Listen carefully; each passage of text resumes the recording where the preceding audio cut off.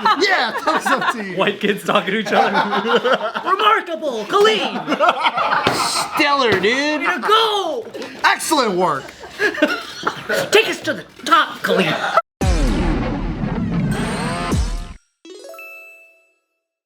Welcome back to a highly essential episode of Careful Boys. We have Anthony right here. We got regular Joe.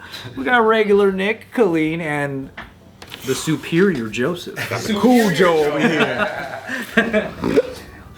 You may not have an example of this, but if you do, I think it'd be really helpful to share. But was there ever a time in your life, anywhere, that you genuinely felt excluded from something? Oh, dude. Yeah, in high school. What happened in high school? In high school in San Jose? Mm-hmm. What happened? What were you like in high school? I was a basketball player. I did track. But my school is predominantly Asian. Yes. Did that bum you out? No. Push him in the corner. Push him in the Like, corner. oh man. I even got yellow fever. So no. Heyo. Was it because all of your teammates were so short and you were just like, man, I feel so left out. I'm like the best player in this motherfucker. All of you guys suck. I want to get dunked on too. Nah, I felt like I don't know. Like for me, I don't really like. Even like to this day, like whenever I go to like work or something like that, go to work, come home and just chill. I like just being a homebody. I like just chilling, stuff like that, relaxing. So I felt like in high school, you know, all my Filipino friends would like get together, go out, eat and stuff like that. But I was never really like invited, but I was always like in the social group to where it's like, I was always bouncing around between like this group and this group and this group. So I never had like an actual like core group. It was just like me and probably like one other friend, and then we would just bounce. You just be cool with everybody. And just be cool with everybody. Yeah. But yeah, I kind of felt left out because they would go do some like cool stuff like outside of school sometimes, and then you know I wouldn't be there. Damn. That's pretty much about it. That sounds pathetic. Nah, it's not really that bad. It's not really that bad. I tried to make it sound worse than it was, but you know. Yeah. I'm sure to somebody that does, like people have experiences like that all the time, for sure. For sure. I've talked about this before too, but like, you know, kids are so fucking, they're such dicks when you know, we're all young and stuff like that. I remember when I was same thing, if I was in high school, it's like I wasn't Korean, and there's hella Korean people there. So it's like I'm clearly an outlier in that group. But then with the Chinese people, it's hella Chinese people, I was like not fully Chinese because I didn't speak Chinese. So that'd be like the Vietnamese side of me. I had that with the black community. It's like I'm not dark enough to be black or stuff like that. So you never really fully get in there. You don't get invited to certain stuff. Or then like in my Vietnamese Boy Scout troop that I was in too, the only problem was I was still Chinese there, not fully Vietnamese. So like I was just constantly never enough of something to be a part of. I feel like if you're mixed, you have that problem a lot too. That's true. So it took me a long time thinking that my mixed element was something that was a hindrance, and you know I mentioned it here before, but it wasn't until I was like a grown-ass adult that I was like, no, this is like my superpower. You know, That's how I feel too. Whatever it is, when I want it to be, motherfucker. Like this convenient for me right now is what I am. You know, you can't deny that. So I was definitely excluded a lot. Did they call that out, or it was just something Always. that happened? People would call it out. They're like, "You China boy." Yeah, and you're like, you're not Chinese. "But you're Vietnamese." Especially at that age. That's how I got the ancestry DNA test. Yeah. Because you know, same thing. That's interesting. It is interesting too that like if you were in sports, like to somebody like me, if I was in your school, I would just think automatically you're cooler. But then I wouldn't even think a guy like you would ever feel excluded. Yeah. I would assume like if me and like 10 other Filipino guys my height was next to you in school and we went and did something, I would feel weird inviting you because I would assume you wouldn't even want to hang with us. Yeah. I think that was like a lot of the things too, because it was high school was kind of weird for me because like I never felt like I was popular. But I was popular as shit for some reason. Like I got nominated for prom king. I had 2 prom dates. Like I had 2 prom dates? That's a lot cooler than prom king. You asked out 2 girls and you got 2 prom dates? I took 2 best friends. Oh, that's cool. At the same time, at the same prom, you took 2? So yeah. Who's done that before, bro? Look at his face. That's crazy. He's really trying to put an extra spotlight on you because he was prom king too. And he took out. But you didn't have 2 dates though? Yeah. We only had one date. See, that's where you messed up, bro. And that's, I'd rather have. But did you win prom king though?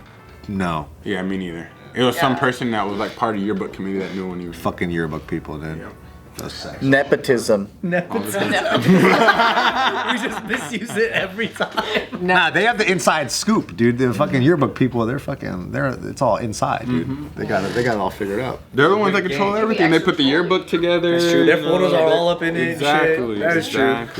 I was in But, yearbook, so I know. Yeah, you're right. I didn't realize, but what's crazy, I didn't realize like I was really that popular. And then when I graduated high school, I had a whole bunch of girls like come up to me that were friends and were like, "Yeah, I thought you were like super cute in high school, ooh, this and that." And I'm just like, Why didn't you tell me? why did you tell me then? Why'd you tell me now when I'm like all the way on the other side of the stage? Like, Damn. Just gotta fly back, dude.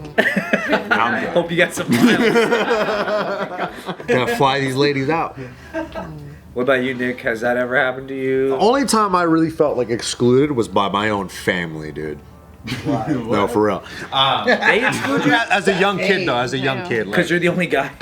Well, kinda. Because they won't let you play princess. Yeah, I want to be a part of it. I can be useful. Princess. right? You could have been playing Ken. I could, yeah, but actually, no, I can't play Ken. That's weird. My sisters were older than me, 6 and 7 years apart, and they were like the pod. They would be together. They would do everything together. I'd always want to come in and do stuff. They're like, "Get out of here, Nick!" Blah, blah, blah. And I'd be like, "Oh, all right."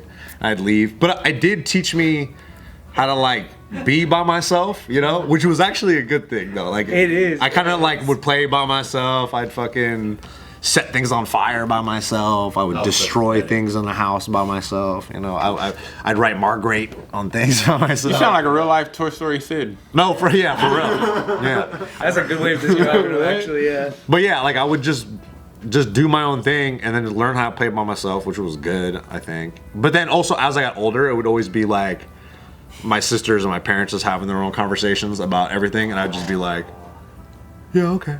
Or like if they get in an argument and they start yelling, I'll be like, hey, you guys should like just try to like stop yelling at each other, and they're just like, shut the fuck up. And they go back, fuck you, Dad, you piece of shit. And they go back. I'll be like, hey guys, come on, let's try to lower our voices and we can talk calmly with each other. And they're like, shut up. You always make your parents look like Biff from like back then. Fuck out of my car, old man. He's a sensible one. No, but seriously, they would look at me like shut the fuck up, you know?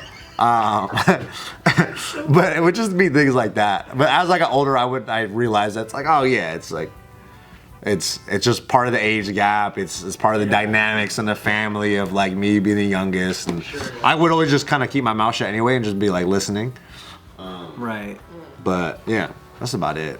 Other than that, it's like, That's pretty big though. In your own home with your family. yeah, but it was a good thing though. I think it's a good thing. I think it's a net positive overall. Just because you just learn how to figure it out. You do come off with like really good coping skills and like, Oh, okay. Thank you. You could have been playing with Barbies. Yeah. Oh, I was playing with Barbie, dude. I was making her my girlfriend, dude. He was handling the subplot. Yeah. Plot B, dude. Most of my examples are people's parents saying you can't play with them anymore because I was a fucking menace. Or Japanese. I thought it was because you're Japanese too. That was a big one. The sleepover one where you like you can't sleep over. That was one because you're Japanese and yeah. But the other one was like I was playing with this my friend, his dad's a pastor. Yeah. And I guess like his mom was like, oh, he's a bad influence, so it was gonna look bad on her family. You might know them too. They used to be the church, Loma Linda Church. Oh. Yeah. And they told my mom and stuff, and I was just like, we're just friends. Doesn't it make more sense for them? What'd you do though? What kind of things did they know that you did that would define you as a bad? No, this is before I was actually doing like bad shit. Like I was just a kid. Like I was like 10. So like 10 and under, I was just a fucking menace, I guess. Oh, you were just like you were just running around too much, breaking shit. And then we just have so much fun that like I just think, you know how boys like they do stupid shit, right? Like we get into we get curious. So like we might be breaking sticks and it turns into like breaking something else. Right. Right? And then you just one thing leads to another. Breaking and entering. Yeah. Breaking a fucking whatever. Me and my cousin used to go into like empty apartments. Really? Like we were like little kids, all right? We would go into like empty apartments that were vacant, and we'd just be like acting like it was our place. Hey, you want some waffles? No. So what we would do, we'd play house. That's tight. Me and my sister, my cousin, and my brother, we'd go and play house, and then like we'd go to the freezer, take out the ice trays in there, fill them up with water, put the ice tray in there, and act like that's our food and shit like that. That's the cutest thing I've ever heard of in my life. Yeah. That's the cutest B&E I've ever heard. What a puzzle for the person that comes in there after. Like who put those? Yeah. And they're trying to make sense of every little thing. Like, the ice tray's turned over. Why? It's like, bro, none of that means anything. Yeah, I think like it was things like that. Like we would get into the storage space of the church and just start looking at pictures. Yeah, you're just curious. Yeah, that's true. Yeah, but I This think, is why we get along. Joe, I did the same exact thing. Yeah. Same exact thing. But I think like it was too much, and I probably was an absolute menace. Like, cause it was multiple kids where it was like, oh, their parents, and then my mom just goes, yeah, I don't like parents that judge children. She goes like, we should get together as parents. And she goes like, it's like. Yeah, and then I don't know, but she said the stuff that I did was like socially unacceptable. It wasn't wrong, and then it was like shit like I don't know, like I'll be like there's a party, right, and like I'll get on top of the table and start dancing or some shit, and then she's like laughing and busting up while other parents are like, oh, that's like inappropriate. Not supposed to put your feet on. Yeah. So, like, Dude, I would love to see some home video Joes. Get him off the pool table right now. yeah. I feel like he's a wild thing. He was, yeah. Yeah, so I think like that was most of it. The other one would be like I wouldn't be picked when we play games. For sports? For sports. Oh. Yeah, because then All types of sports? Even soccer? I got picked for football. They would I would play for soccer, but basketball. That's a tough. Nope. That's a tough sport. Yeah, basketball. That's a tough sport. Because they just look at you and be like, nah, he can't ball. Yeah. I would be the kid that would make it for the other team and think I scored. Yeah. Because I just don't know how to play. Yeah. I just don't know. No one taught me how to play basketball, so I would ruin the game. So it makes sense, right? Like this is like elementary school. Yeah. And then like I would like push somebody, take their ball and run with it, and then like try to make it. No dribble? No, so I'm not playing. That's why they're not picking me. That kid. That's so See? stressful. Right. There was always that kid. You ruined it for the rest of them. Right. So it's like good reason why I wasn't chosen. Yeah. Because I'm ruining the game. But in my stupid young head, I'm like, I never get picked. Mm-hmm. You know what I mean? Like I'm like later on, I'm like, oh yeah, duh. Like I did stupid shit. Mine's like a combination of yours when I was younger. Didn't get picked, especially for sports. But I was pretty decent. Pretty athletic though. Yeah, that's what I'm saying. Is like I was pretty decent, so I think they just kind of just judged me. A girl, Yeah, right? exactly. Oh, is that like among mostly boys?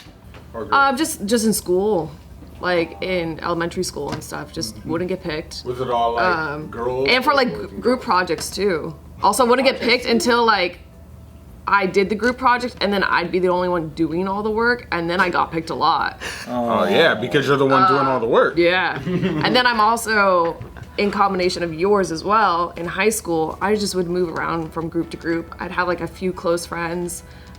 So I don't think I ever had like my own community and my close circle of friends. So I naturally was excluded from a lot of things. Were you always a taller kid compared to other girls, or did you like grow at a certain like point I think I got a little bit taller in high school. in high school? Yeah. But I was always like pretty decently sized. I don't think I ever remember being like short. But I felt short in my family because my brother's super tall, my mom's really tall, my dad was decently tall. Gotcha. But did you have a pretty girl rep growing up? No, I was an ugly duckling. Because that's an easy reason you're for a late lots of girls to bloomer. not. Yeah, I was like super skinny. Like Ew. very, listen, no talent, no potential till very late. I want to know that. Yeah, none of that. So when did the potential develop? The potential developed a bunch later. A bunch later. Yeah. Damn. And I was like, especially when I was younger too, and I wasn't getting picked, I was really shy. So I think I was kind of excluded from that too because I wasn't vocal. Oh, so they're just like that random girl standing there. Like that. Yeah, who knows her? Yeah, it's like, Would they make fun of your name growing up? Would kids make fun of your name? No, they would just make fun of how white I was. How white? Yeah. How white were they? Yeah, were they white? Yeah, I mean you're pretty. I mean now, but like back then I was pretty fucking pale. Like I was almost translucent. Translate. You were an axolotl. I was translucent and really skinny, so you know I turned to the side and like I really disappear. Damn. So wait, so it's white kids making fun of you on how white you are? yeah, pretty much. That's tough. Well, that's real white on white kid crime. White and white crime. Yeah. Happens everywhere, dude. Happens everywhere. I always thought if you were lighter, then they would give you props. Nice! Clean! Was not my experience. Keep it up, Kalyne. You're really white Keep staying today. out of the sun. Here, cover yourself up. That's fantastic. Yeah, thumbs up to you. White kids talking to each other. Remarkable, Kalyne. Stellar, dude. Way to go. Excellent work. Take us to the top, Kalyne. I knew you were going to be the one. But you still can't play with us. Take us to the top. Maxing it out, Kalyne. Come back with more talent. Or maybe nobody picked me because they didn't know how to say my name. That might be it too. They were trying to pick you. They're like, That's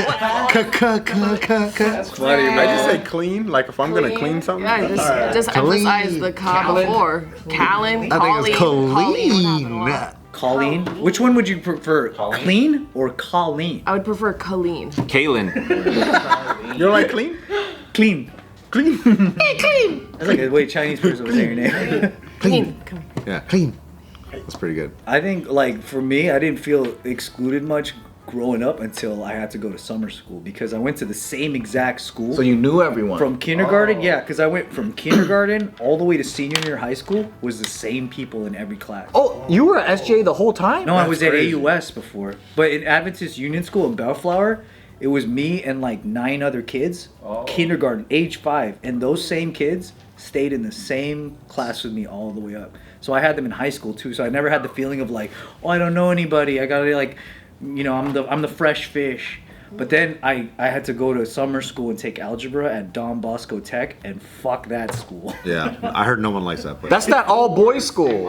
Everyone makes fun of them. Because it's an all-boy Catholic school where all the dudes, like, it's like incel heaven. You know? Really? Yeah, because they're all boys, they have no girls. But then in the summer, they let it be co-ed. So now you have these boys that have never seen a girl for the whole year, finally, and they're all acting like idiots. You know what I mean? That's good though. It's kind of funny. And then I think It's good energy. That's the way to stand out too. And the school, I think, knew that I wasn't Catholic. And then that's when the faculty would just shit on me all the time. Really? Yeah, because I came in there and I was like, Hey, look at this Saturday worshiper. yeah. You go to church on Saturday? What a loser. You know you're not going to heaven, right? They were just like meaner to me. Like I never, and plus like, you know, SJ, the faculty's so nice to you. They really like treat you like family. And then I went there my first day. I still had like blonde spiky hair because this is 1999 or something. And then the dean of discipline takes me into the he's like come with me, and then I thought they were gonna give me like a welcome or something. He pulls me into the like one of the faculty offices where they're all like having coffee or like they're just sitting around just like we are, and he stands me up and he goes, hey guys, you think a kid with hair like this makes stellar grades? And they all just started laughing. Whoa. That's a different time, bro. What up? And you should have been like, actually, I make 4.0 with this and that. I definitely didn't. He was right. He fit the stereotype. What did you say right after that? Nothing. I was shocked. I really thought they were gonna go, hey, we got a new kid, like we're all gonna welcome him. But no, it was like literally like, the opposite of what that. the fuck? And then all of them are like they all were just like fucked up. Like it was like I was catching them. You know when you catch your teachers when it's not teacher time, and then they act a little different. But this was like the bad side of that. So they were all just clowning, knowing that nothing's gonna happen. So they were like making fun of you? Yeah, they were all making fun of me. Yeah, because Don Bosco Tech, you shitheads. no, yeah, fuck that school. And plus, like after that, I thought I could make friends instantly with the other kids, and then I get in that classroom, and it's like half Vietnamese watching. Oh my god. They're all gangsters. And that's the first time I ever been called a dirty Filipino. No way. I never heard that. Like I never put those two things together because Filipino people have been in my class my whole life, and then these dudes were like, "Oh, you dirty Filipino." And I feel like Filipino people are never like that, you know? Like, I said, "What?" like that's I a wild showered. take. Did you ever tell your parents about that right after? No, I wasn't talking to them like that back then. But I was telling my friends from my school, And what did they say? and they just didn't know what to think of it because they've never been to in an environment like that. Like we were sheltered. We were all like Seventh-day Adventist good like kids. Yeah.